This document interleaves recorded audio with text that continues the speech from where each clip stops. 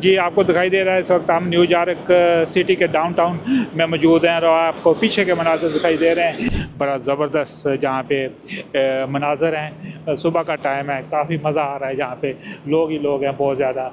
तो हम थोड़ा सा जो है ना देखते हैं, विजिटर भी आ रहे हैं काफ़ी ज़्यादा। How are you? चलता टीवी के साथ टाइम्स के न्यूयॉर्क के अंदर, जहाँ पे हम डैलस से जो हमारा सफ़र शुरू हुआ और आप देख रहे हैं जहाँ पे टाइम्स स्क्वायर का एरिया सनसेट होने वाला है थोड़ी देर तक। जहाँ पे सनसेट हो जाएगा आपको जहाँ के मनाज़र दिखा रहे हैं, लोगों का रश दिखाई दे रहा है। ये बहुत ही फेमस एरिया है। अभी रात का समा होगा तो जहाँ पे बहुत ज़्यादा लोग होंगे।